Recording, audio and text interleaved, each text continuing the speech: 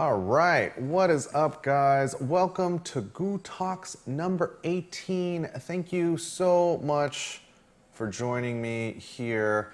This show has grown up so much over the past 3 weeks, 4 weeks, whatever. I believe that we did the first one on the 1st of September or the 30th of August. I don't know. All I know is happy birthday to all of you GooTalks enthusiasts, haters, fans, casual listeners, whatever. Wherever you are out there, thank you for joining me here on the 18th edition of GooTalks, man. We can go out, we can drink. There's no curfew for us anymore. We can drink in certain countries, not all of them, not this one that we're currently in. We can enlist in the army. We can buy porn, cigarettes, lottery tickets, all the vices. And that's what we do here on GooTalks. We explore the vices, and we also talk about, what's going on in the world. So, first off, I have to say that if you're watching this instead of just loading it up in another window, or maybe you're listening to this sometime in the future in some sort of MP3 capsule podcast, you may notice a significant increase in quality. If you guys are listeners and you guys pay attention to the tech side of this podcast, you know that before we were coming in a lower resolution, but now, man, I got this graphics card upgrade. This motherfucker takes 2 slots. What kind of graphics card takes 2 slots in the computer, man? I haven't, in my day, graphics cards were just 1 slot, and you had 3 slots for other things, 4 slots even sometimes. But now, times have changed. And this graphics card has all the memory, 2 gigabytes. What am I gonna do with 2 gigabytes? I don't know. Maybe I could play some games. Maybe not. Maybe not. Because who's got the time? But maybe I'll make time for some games. So anyways, the reason that I upgraded the graphics card is because a little birdie, my intuition, as well as Offcast, informed me that maybe the reason why the latency was so high on, on the DPC latency checker, which you can see here, normally it would be like boom, redlining it. Now it's only kind of half.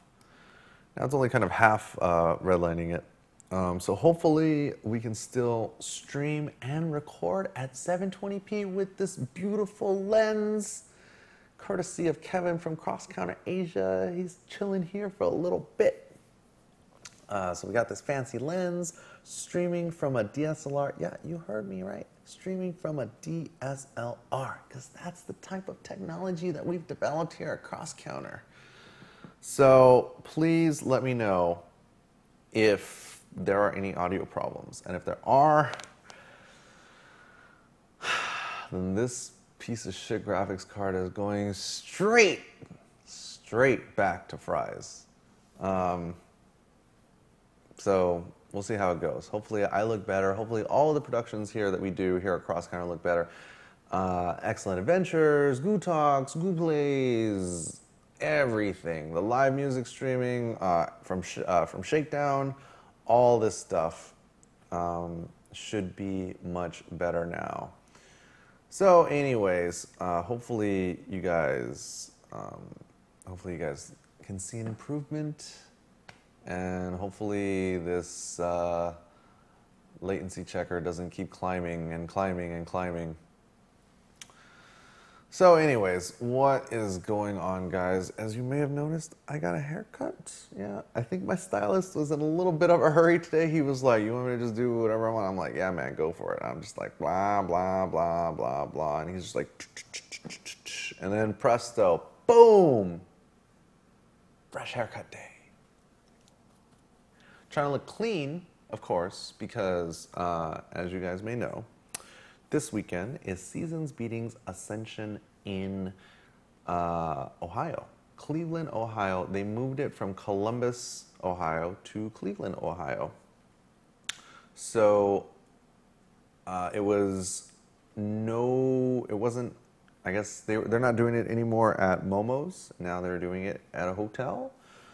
So myself, Ian Cofino, Combo Fiend, we will all be jumping on the plane at the butt crack of dawn. I mean, really, for those of us night owls, I mean, 6 a.m. is really like,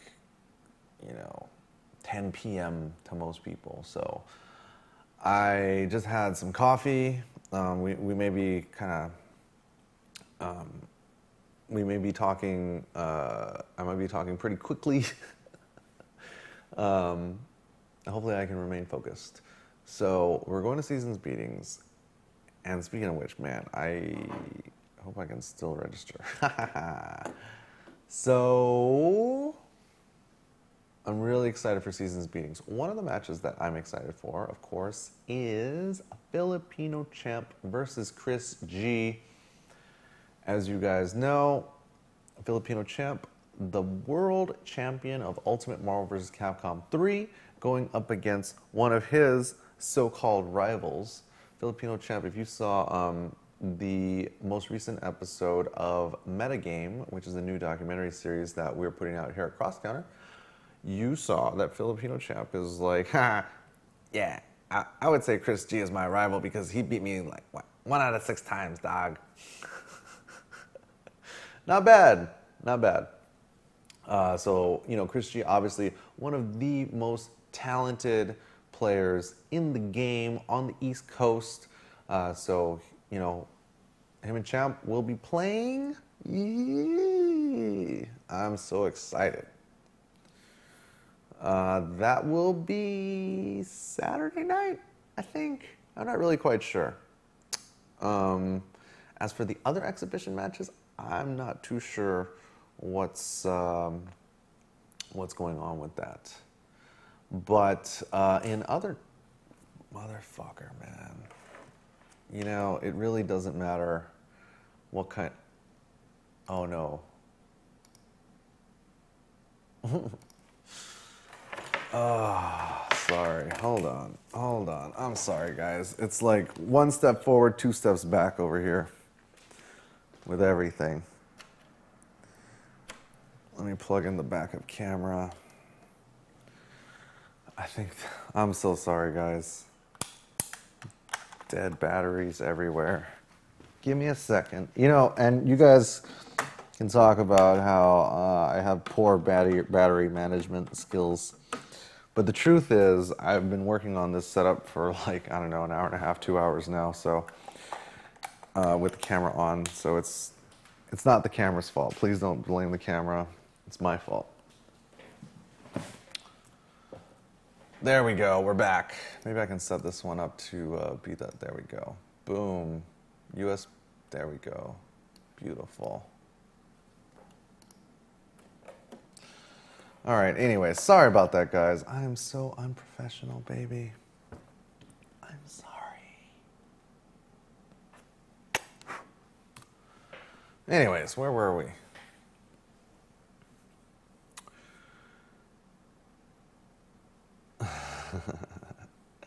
Anyways, where were we?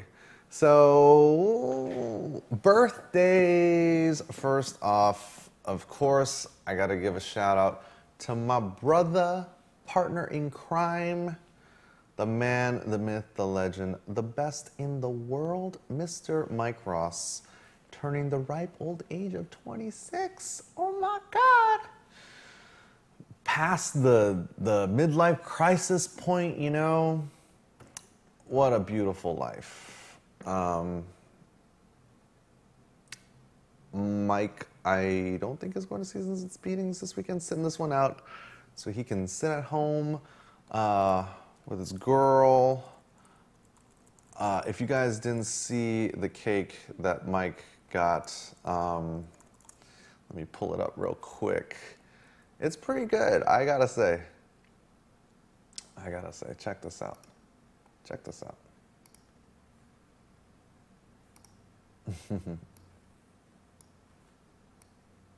Oh. There we go. Check that out. Look at that. Oh. Oh. Yes, his cake is a girl. Look at that. A TE stick cake. Awesome.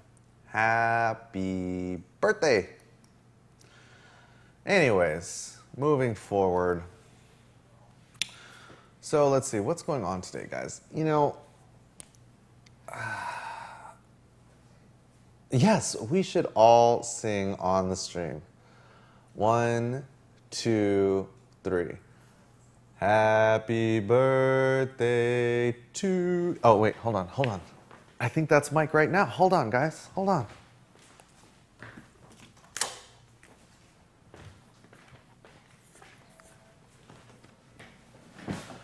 Oh, hey there, Mike. Hi there, gootecks. Nice to see you. It's my birthday. Happy birthday to you. Happy birthday to you.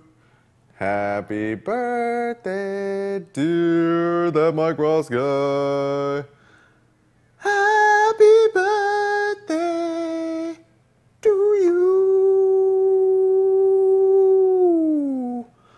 I gotta go eat cake now, Ryan. All right, Mike, I'll see you later. Okay, all right, no, Mike's really got, oh, shit. Mike's really gotta go. Anyways, so, yes. Happy birthday, Mike Ross.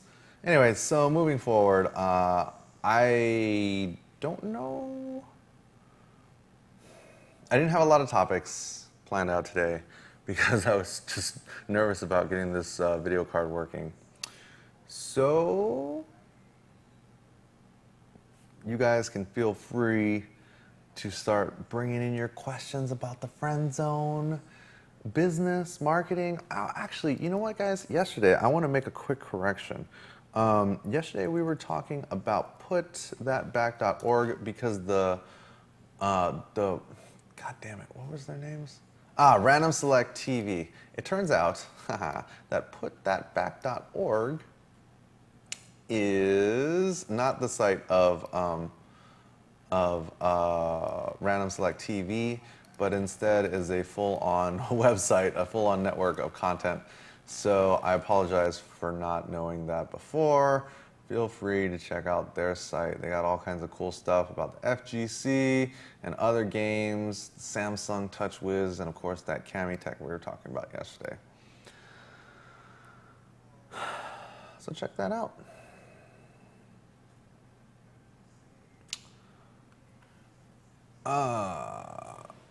All right, here we go. Mr. Condum says, gootecks, how do you feel about QR codes as a form of advertising? If you could get me to install a QR code app on my phone and give me a reason to shoot it and, you know, go check it out on my phone, I'd probably be all about it. But as of right now, I don't really know. I don't really know what to do with it. Oh my gosh. All right, hold on. There was a good one here. Dalian Cooper says, I'd like to know more about profit sharing, content value, and any tips on building a scene in Grand Rapids, Michigan. Well, in Grand Rapids, Michigan, you know, there's got to be a scene somewhere. I mean, Wolf Chrome plays out there, doesn't he? But I guess we can talk about content value. What makes valuable content, right? Valuable content is content that you can produce that is currently not being served in another flavor or on another channel, right? So one of the things, like for example in fighting games, one of the things that's very useful is stuff like training videos. For example, like we talked about yesterday with Random Select TV, They are doing Cami frame trap tutorials and then like Seth tutorials and stuff. Now, you might say to yourself, well, gootecks, I'm not a scientist, you know? I don't know everything that there is to know about producing, about, you know, like frame traps and training videos and shit like that. That's fine, no problem, no problem. Maybe what you could do is do interviews, right? You're going to have to, and oh God. This brings to mind, this is what I should have, all right, let's backtrack a little bit Yesterday, I was in a meeting and we were talking about content marketing. That's really what I want to talk about here, because ultimately, the value of your content is basically directly correlated to what you get out of it, right? For example, one of the things that you could get out of valuable content is advertising revenue, right? Like if you are getting thousands and thousands and thousands of hits on your videos, then you're making ad revenue, right? But there's another form of content, there's another form of value that you can get from your content, right? And that would be to drive traffic to some sort of product or offer.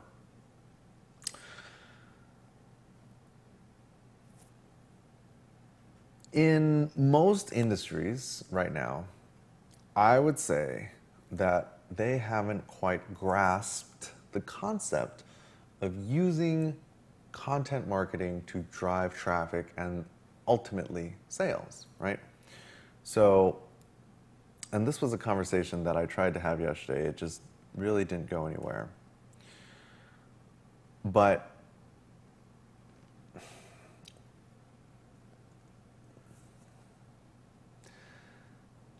whatever, fuck it, I don't care. Sorry, sometimes I'm not sure how much to say because I don't know who's watching or listening.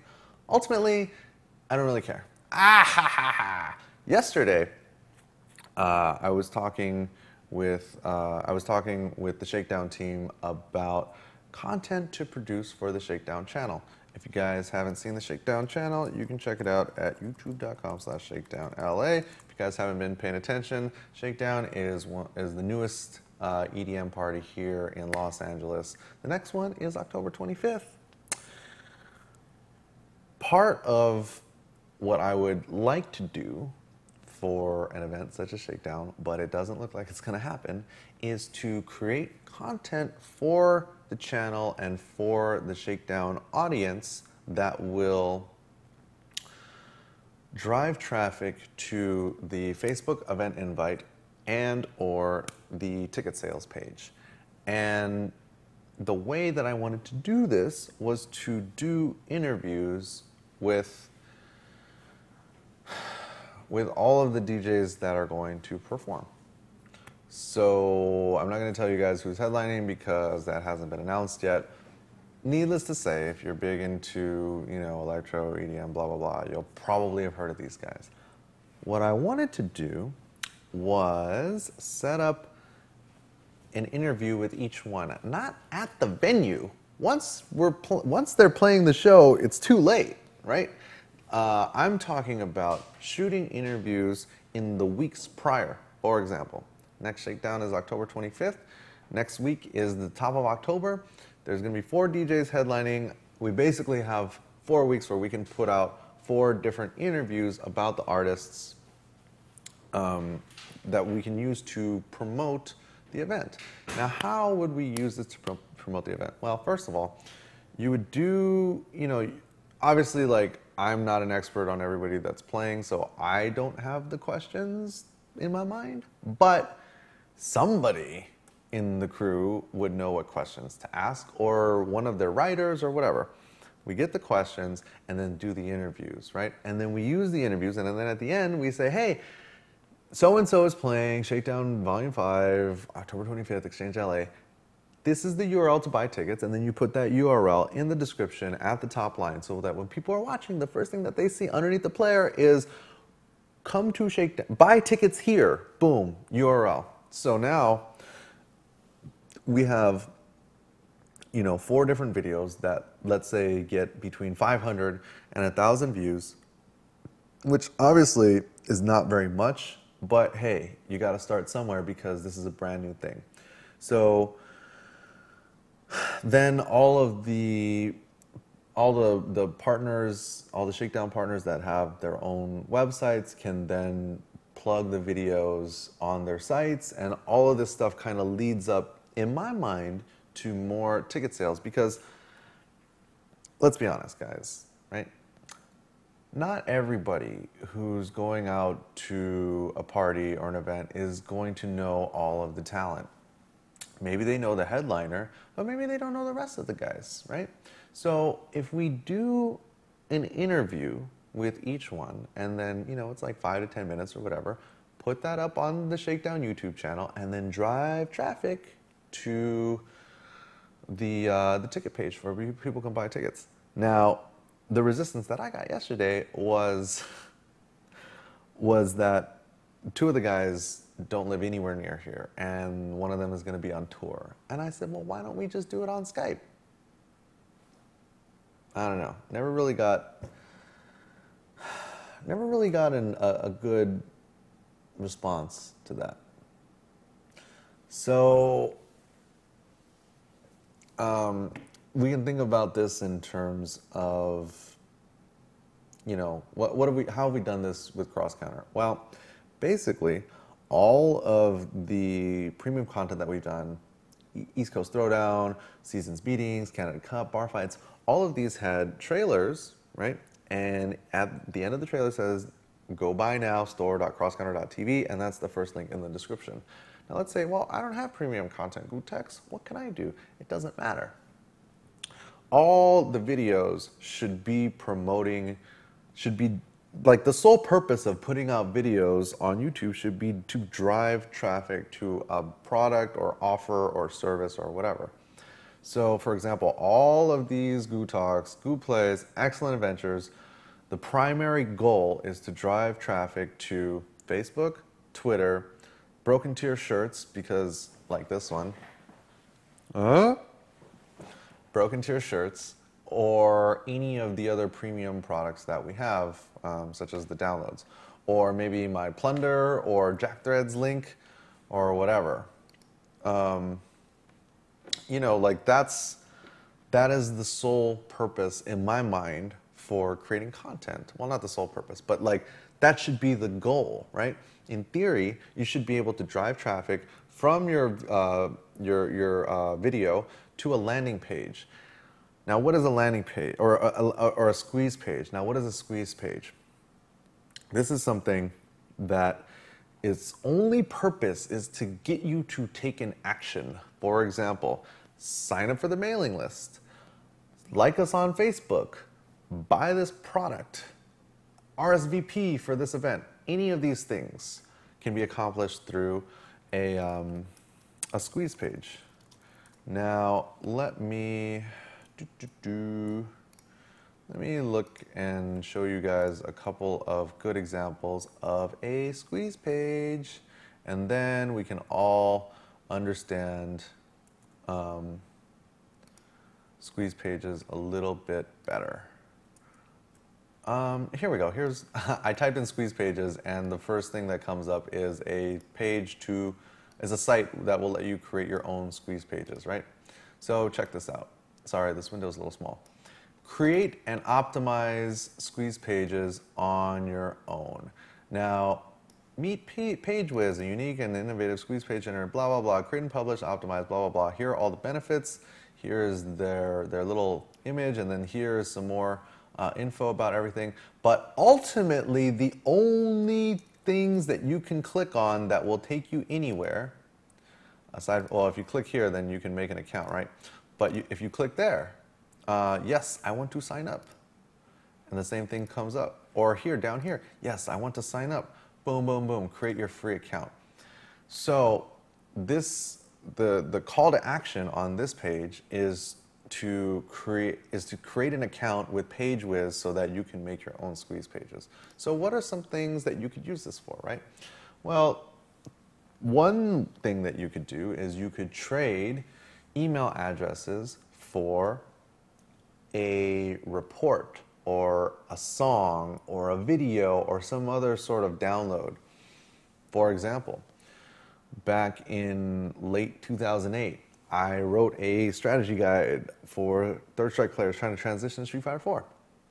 And then I put it on my website. I didn't have an actual squeeze page, but it was very prominent on the old gootecks.com site, and it had a little picture of the book, and it said, you know, free and download, and this is what it is.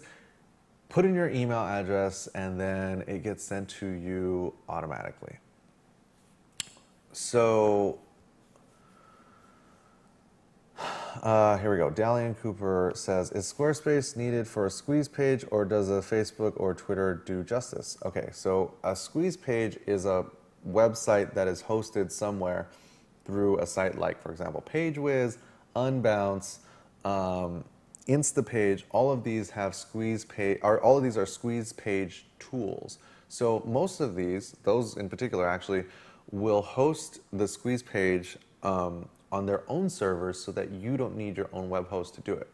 Now, you can't really use Twitter or Facebook in the same way. You used to be able to use Facebook in a similar way, where you would go to a page and then it would present you with an offer that said, click the like button and you will get something.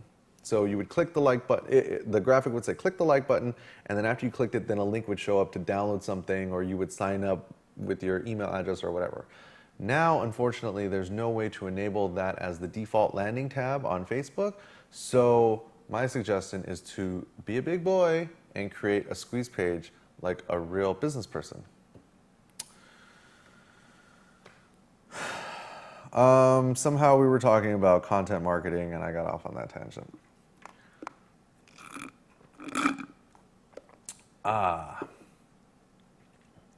Splinter5 says, is there any reason why the Cross Country TV website is rarely updated anymore? Yes, because it's a piece of shit and it needs to be totally redone, and it's kind of in the process of doing that. Here we go. I know we talk, Splinter5 says, I know we talk about music productions a lot. Do you have any opinion on the new MySpace UI? Do you think it will make them successful again? Great question. You know, I took a quick look at it. And for those of you guys that didn't see it, it's kind of like MySpace is trying to reinvent themselves. It's really interesting too, because it's almost like they've admitted, look, connect with Facebook on MySpace. That's so funny. There must be so many people out there on the interwebs, on Facebook, that never had a MySpace account. Let's see if we can show you guys. Oh, here we go. Yeah, we'll just play it like this. This is MySpace.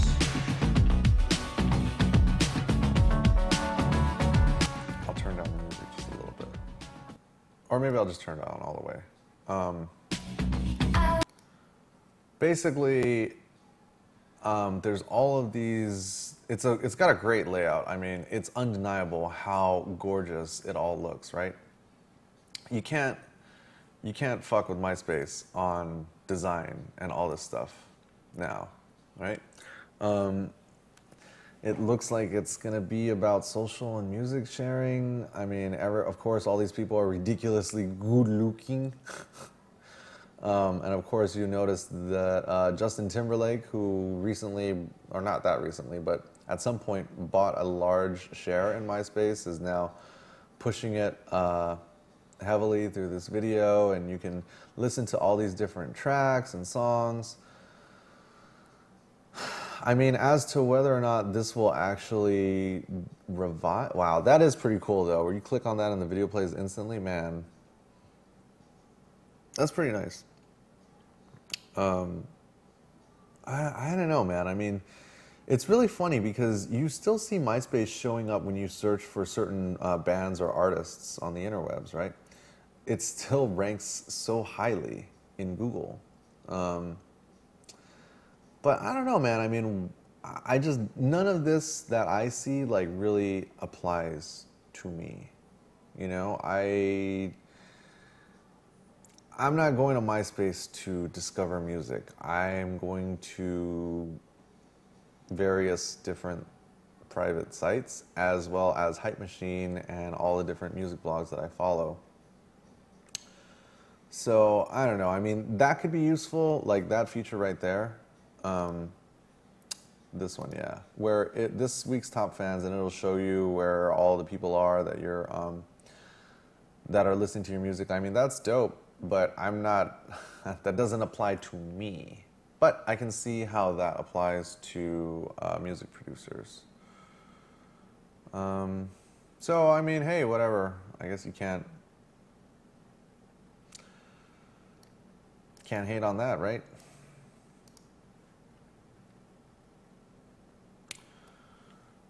All right. Yes. So who knows? Hopefully this is the start of MySpace 2.0 or the rebirth or whatever. Anyways, a stupid username says, how would one go about making a blog or even going so far as to start a magazine? How would one recruit writers and a team for various aspects of a project like that? That's a great question. I tried to do this once, actually. I tried to put together like a music review site that was going to focus only on like early, not yet released music yet. And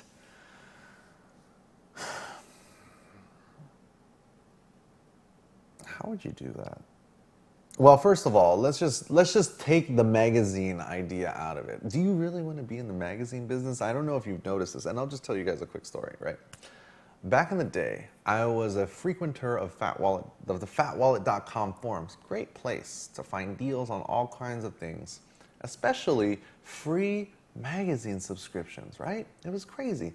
Every time one of these things would come up, I would just get another year of free magazine subscription. And it started like this. It actually started with Blender. Do you guys remember Blender? Blender was from the people who do Maxim. It was like the Maxim version of a music magazine. Pretty cool, right? I thoroughly enjoyed it, man. I used to read Rolling Stone and Spin and Blender. And if you guys don't remember, I mean, this was quite some time ago. I mean, this had to be like 6, 7, 8 years ago. Who knows? Who knows how long? So what I'm saying is that it started out as a Blender subscription, and then I got another year and another year and another year, and they just kind of like stacked onto each other. And then they shut down Blender and they turned it into Stuff. So I went from having a Blender subscription to a Stuff subscription because Blender just didn't make the cut. And then Stuff turned into FHM, and I had an FHM subscription for a while because this shit was, I had like a 12 or 15 year subscription because I'd like done it so many times, right? And then it turned into, it went from Blender to Stuff to FHM, and then finally to Maxim. Maxim is, out of all those magazines in the Maxim family, Maxim was the only one that stayed alive and is still kicking. So I still have this Maxim subscription that comes through every month, right? So the point that I'm making is that maybe you don't really want to be in the magazine business, right? Because really, the only magazines that I can see subscribing, or that I can see surviving, are tablet, iPad, and whatever other sort of tablets there are out there. If you can't read it on the iPad, and more so, if it's not formatted specifically for the iPad, why even bother, right? So I would suggest to start as small as possible. Just start with a WordPress blog. Don't worry about assembling a team of writers. Fuck that. You're probably going to have to start with you and one of your buddies. And if you guys just start with a WordPress blog, whether it's hosted on WordPress or whether you get the hosting yourself, it really doesn't matter, because at this point, nobody's going to be reading your shit anyway, so what does it matter? The point is that when you start, it's more important, or at the beginning, it's more important to just get started and focus on being consistent with producing your content rather than trying to focus on like, oh, we need writers, we need a website, we need a YouTube channel, we need Twitter and Facebook. Fuck all of that. What you need is quality content that you and a very, very, very small team can produce consistently. Hey, if you're putting out one article a week, that's fine, as long as it's coming out every week and people can look forward to it.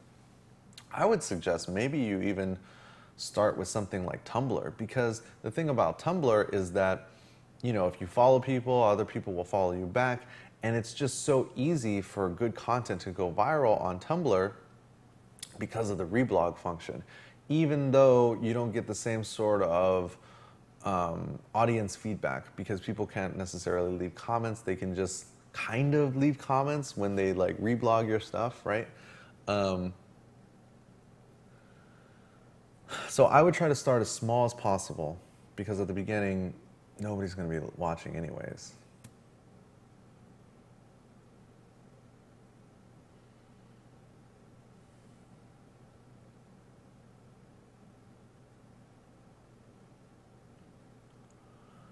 As Millis says, I really like to build arcade sticks and I wanted to sell some of them. I got some ideas like no screws on the top and a USB cord that you can unplug on the sticks. Do you have some ideas to convince people to buy my sticks instead of Mad Catz and Adark sticks? Well, that's a good question. I can tell you, I don't know about the screw thing on top thing, but I can tell you that the USB cord that people can unplug, I can tell you that that's already been done on... it's already been done by Project Giant Sword, which is a favorite of dudes like Combo Fiend and Clockwork. I don't have one myself, unfortunately, so I can't tell you how they are. But, you know, there's always a market for people that want something custom. You know, as nice as the Adark and Mad Catz sticks are, they are certainly mass-produced. And if you can find a way to make a stick that it works on everything. I mean, okay, if you're doing custom sticks now, it has to work on PC, Xbox, and PS3. No questions asked, right? The USB thing, fine, do it, no problem.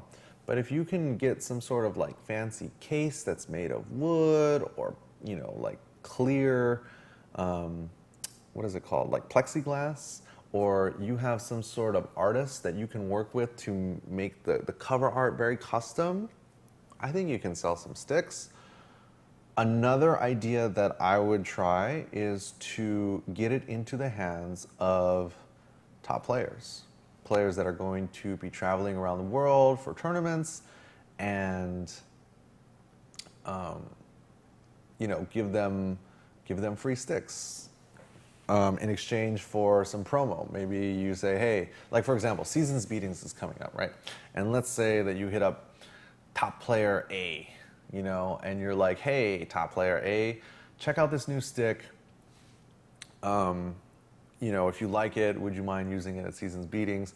Of course, one of the issues in doing all this is that most top players don't actually want to take sticks with them when they are traveling.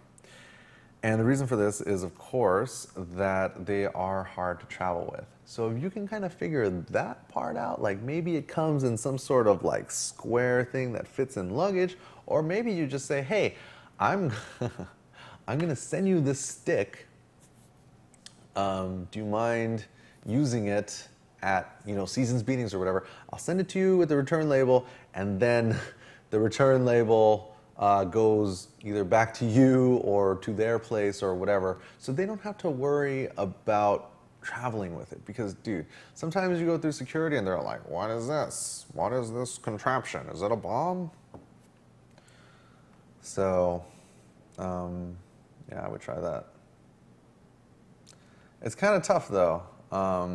You know, I'm not going to tell you that it's like a sure thing, but if you enjoy doing it and you make quality work and you hit, I mean, dude, like most top players are on Twitter, at least the ones with a high profile are on Twitter, and you can be like, hey, check out my new stick. Do you want one?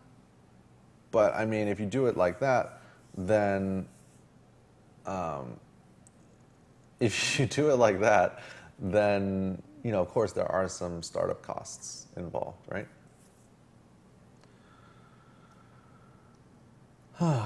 Maldi says, Gootex, is it a wrap for you as a competitive gamer, or are you more focused on the production side, seeing as how a lot of people don't do it well? Not a lot of people do it well. Well, thank you. I'm very happy to hear you say that. I don't know, man. I mean, if something happened and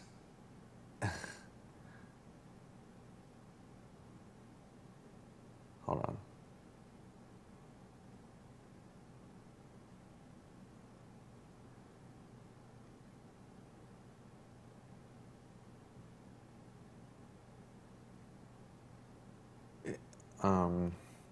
If something happened and I don't know, you know, it's funny, like I've been practicing, not practicing, but just playing online, you know, so I guess that helps to shake the rust off in my mind. But I mean, ultimately, you know, there's guys out there that have spent way more time and play way better characters. I mean, maybe I have to just learn new characters or something, and then I can just sit here and grind it out all day and then go to tournaments and win. But it's like, man, I don't know. It was really empty for me when, I mean, it wasn't empty, but okay, it was empty. Like, when I won Sensation, like, it was a great experience, but I felt like, dude, I don't know how long I can keep this up. Like, the amount of time that I was playing, as well as, like, the just overall focus on it compared to the payout. Oh my gosh. That was not fun.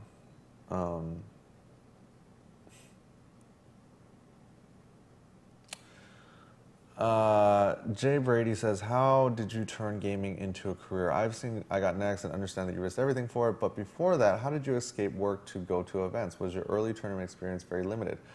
No, my early tournament experience was very extensive, at least locally. But I mean, dude, I went to everything, at least in 2009, not so much in 2010, but 2009, 2011, and you know, I've been to a lot of stuff this year. I mean, really what it comes down to is like, well, how bad do you want it, right? Like, I didn't have a 9 to 5 because that was not my goal. If you guys follow what I do, you know that I'm a fan of building assets like passive income, so that one doesn't have to call out of work or whatever to go to a tournament. I mean, I don't know. Everybody's situation is different, right? Like, most of you guys out there probably have jobs, and that's fine. That's fine. But if you want to make gaming into a career, you basically have two options. A, be the very best player you can possibly be, which means placing highly in as many huge, large-scale tournaments as you can. Or B, be on the content production side, which in my mind, well, not even the content production side, but the business side, which encompasses the content production side, which in my mind has way more potential, way more potential in terms of like the resources you can accumulate and the money that there is to be made. And that's part of why I came down this road, because like I said, you know, it just didn't seem sustainable for me to continue to put in the type of effort that I was doing for such a small reward at the time. And you can say all day that, oh, things are different now, and now there's more money involved and whatever. But I mean, to be honest, of the guys that are doing extremely well right now, with the exception of Wolfcrone, I don't think anybody has basically like come out of nowhere. All the guys that you see getting top 8 at all the majors, like, dude, at least for the most part, these guys are all guys that were playing long before Marvel 3, long before Street Fighter 4. I think that there's going to have to be like a change of guard, like a changing of the guard, so to speak, right?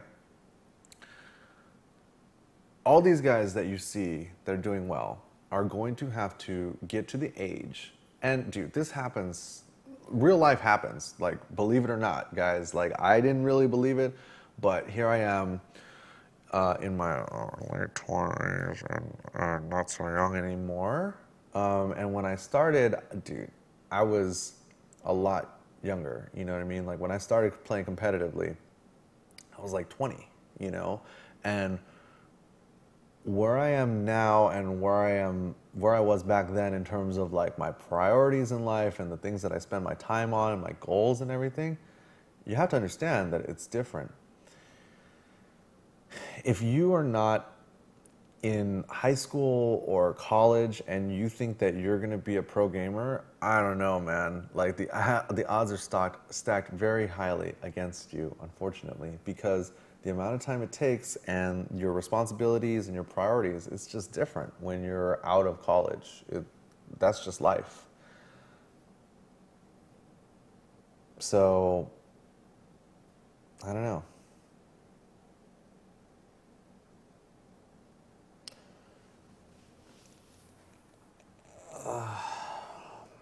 Yes, East SRK says the 10,000 hour rule. Yes, absolutely. If you guys want a great book to read, read Outliers by Malcolm Gladwell. And it talks about how in order to become a true master at something, you need to spend 10,000 hours on it, which basically equates to 1 hour a day for like 10 years or something like that. I don't know. You guys do the math. What I'm saying is that you have to really put that time in. And if it's something that you started at when you were very young, like when you were a teenager, you have a much better chance of being really, really, really good at it by the time you're in your mid-20s. If you're older than that, man, I don't even know. Maybe you have to be independently wealthy or something. So I guess my advice for turning gaming into a career is, like, you have to think, well, what is it that you really want to do? What do you want to get out of this? Do you want to win tournaments? Do you want to be on the business side? Do you want to produce content? Are you trying to do, make a business out of producing products like clothing, like Broken Tier does? You could do it like that too. The book is called Outliers by Malcolm Gladwell. Other interesting books by Malcolm Gladwell include The Tipping Point, and he's got another one called Blink, but I haven't read that one. But The Tipping Point and Outliers are both extremely interesting. Great audiobooks. Because I'm illiterate. On the business side, the good news is, at least in terms of content production, and this was something, I don't know if we've talked about this, but I think I meant to talk about it and then I didn't write it down. But basically, I went to this machinima mixer several weeks ago. And it was an all ages event. And part of the reason I think that it was all ages was that there are so many content producers that are part of the Machinima network that aren't of age. Not 21, not 18, but younger than that. And oh my gosh, if I was, okay, let's say that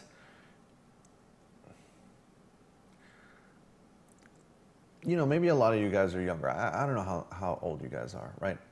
But any of you guys that are in high school or college, especially if you are in high school, please listen to what I'm about to say. And in 5 to 10 years, you can thank me by buying me a yacht or a luxury sports car or a condo in some sort of exotic place, because you, my friend, will be balling out of control.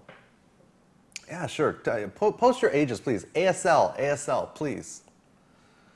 22, 13, 20, 19, 19, 21 and a half, 22, 24, 21, 18, 19, 42, 19, 12, 22, 20, 20, 22, 18, 23, 22. Okay, sure. Honestly, if you guys are still in college, you have a great chance. You have a great chance of making this work. I'm going to assume that if you're in college, your expenses and your responsibilities are on the low side. Now, what I'm advocating to you, those of you that are in high school or college, is to take, please, please, please, this may be the important thing that I ever tell you guys, please take your passion, whatever you like. It doesn't matter if it's fighting games, if it's, you know, glasses, water glasses, headphones, computer technology, streaming, whatever. Produce video content for your passion.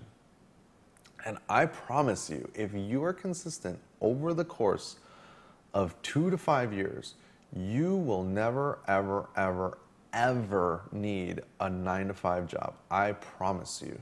If you play your cards right and can build up your YouTube channel or whatever through video content and content marketing, you will make enough money through advertising, sponsorships, affiliate sales, premium products, your website, whatever. All of this stuff can be built over the course of 2 to 5 years. And I promise you, you will have this consistent source of passive income that will pay you for quite some time.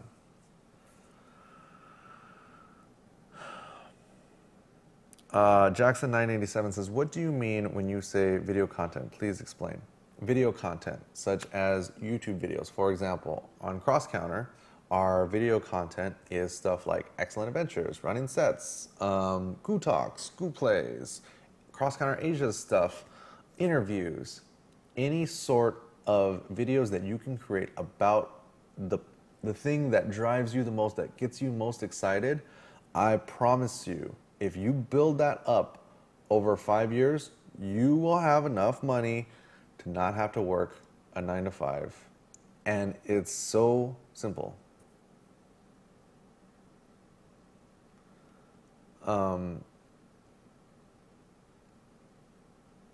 Aki Brada says, that's kind of a pipe dream in my opinion, Goo.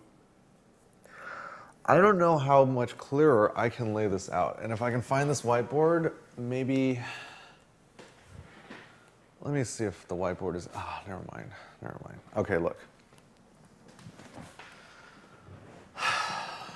Okay, let me explain to you why it's not a pipe dream. Let me explain to you why this is something that anybody can do if they just stick with it for long enough.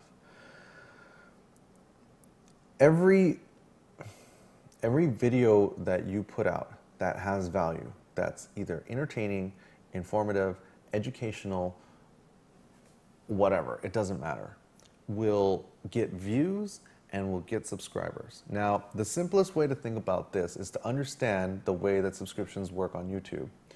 What you need to understand about the way subscriptions work on YouTube is that when people subscribe to your channel, they'll get most of them will get an email when you put out a new video, and they'll see the new video show up on the homepage of YouTube.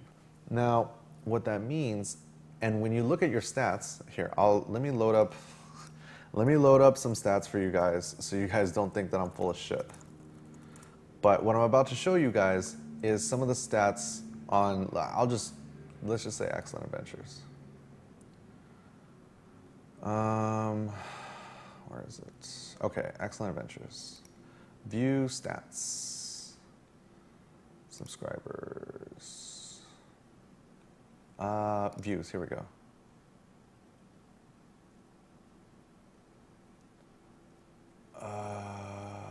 Playback locations. Traffic sources. Here we go. Okay, now check this out.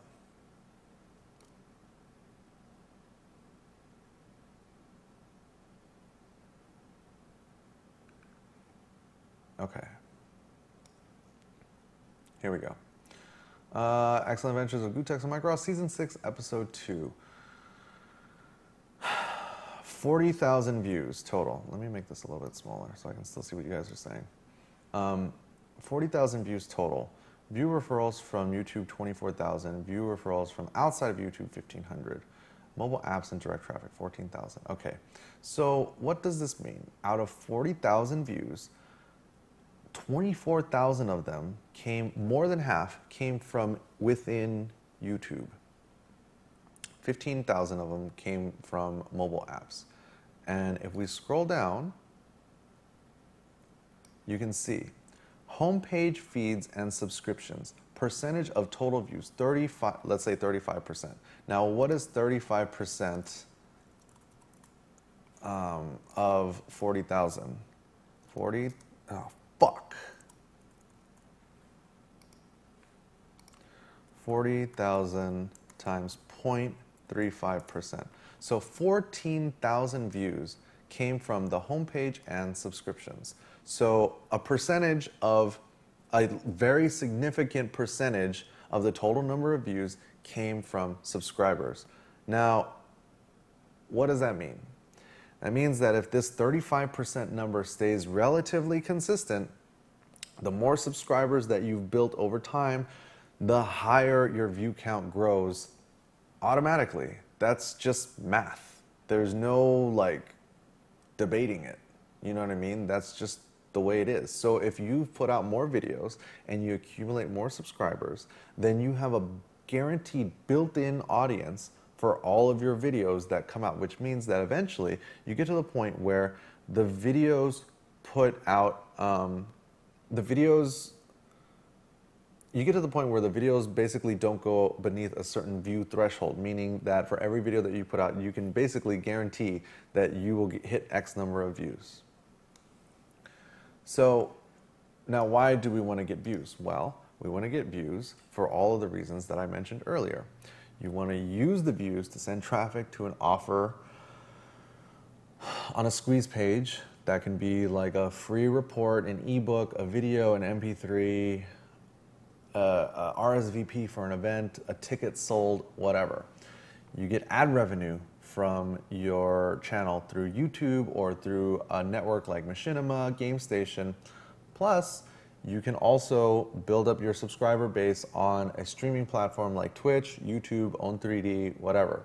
So if you can stream it live, then you make the money on the front end, and then you make the money on the back end on YouTube through building up your subscribers and prompting people to subscribe, and thus building your overall subscription base, which then just kind of builds slowly over time. I'm not saying that this is going to happen overnight. I'm saying that if you are in high school or college and you have something that you're really excited about, if you create videos and you work on this for a period of 2 to 5 years, while you're still in school, you will thank me later.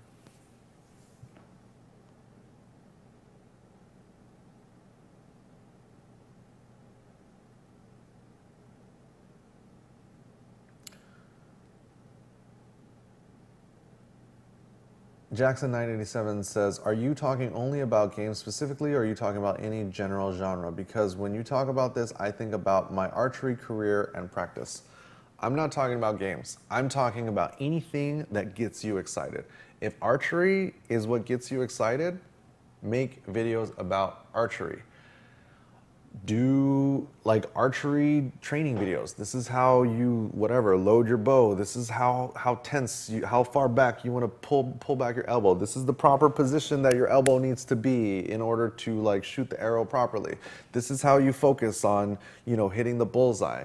These are interviews with other archers, world archery champions, Olympic class archers, going to different archery events.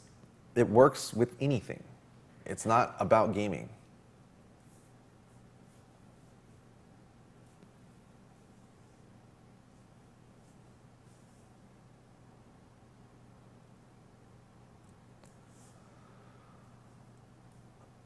Congo Jack says, this doesn't apply to all passions though. Some passions aren't good enough. I don't know which passion could have a smaller reach or could be not good enough than competitive, not just competitive gaming, competitive fighting games, not competitive fighting games, but competitive Street Fighter. Do you guys understand how small of a niche this is?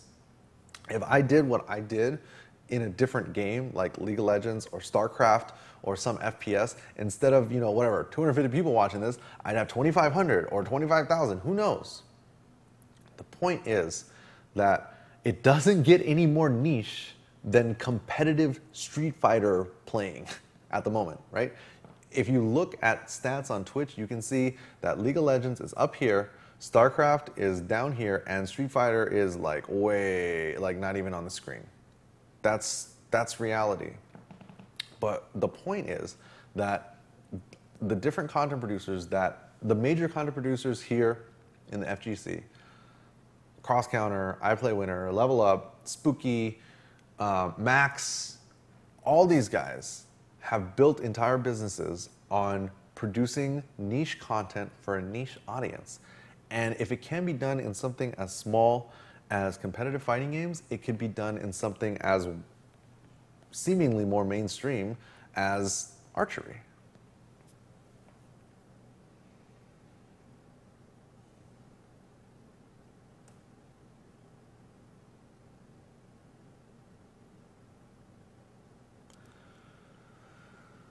All right, well, I'm tired, it's late. I don't know how long we've been doing this, but I want to thank you guys for watching Goo Talks number 18. As I mentioned earlier, if you're watching here on Twitch, please hit subscribe or follow or whatever. If you're watching on YouTube, please hit subscribe. I think I'm going to be setting up to play some Street Fighter 4 and or some Third Strike, probably Third Strike, because I think maybe I'll do one, I'll play a little Street Fighter 4 and then play some Third Strike. So I want to thank you guys for watching. If you're watching on the stream, please stay tuned. If you're watching on YouTube, do all those things that I just said. Thanks for watching. Later, guys.